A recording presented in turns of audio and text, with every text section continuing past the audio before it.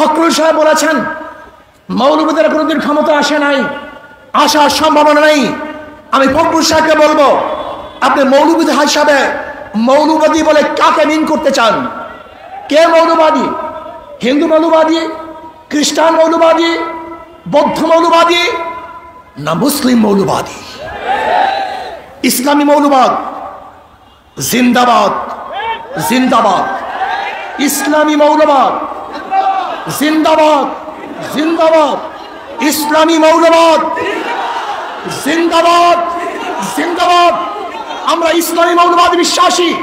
আমি মুসলমান, আমার মূল ঠিক আছে। আমি মূলকে বাদ দিয়ে রাজনীতি করতে পারি না।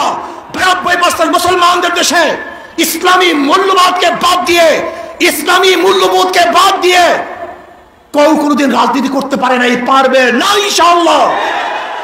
কাজী আপনি যে স্বপ্ন দেখেছেন মৌলবাদীরা ক্ষমতা আসবে না, আসে নাই, সম্ভাবনা নাই। আর আমি উল্টো দেখছি, ইনশাআল্লাহ আগামী বাংলাদেশ ইসলামী মৌলবাদীদের বাংলাদেশ, আগামী বাংলাদেশ কোরআন সুন্নাহর বাংলাদেশ, আগামী বাংলাদেশ এদেশের স্বাধীনতাবাদী মানুষের বাংলাদেশ, আগামী বাংলাদেশ ধর্মীয় ব্যক্তিত্ব বাংলাদেশ, আগামী বাংলাদেশ সাম্য, মানবিক মর্যাদা এবং ন্যায় বিচার প্রতিষ্ঠিত বাংলাদেশ। আগামী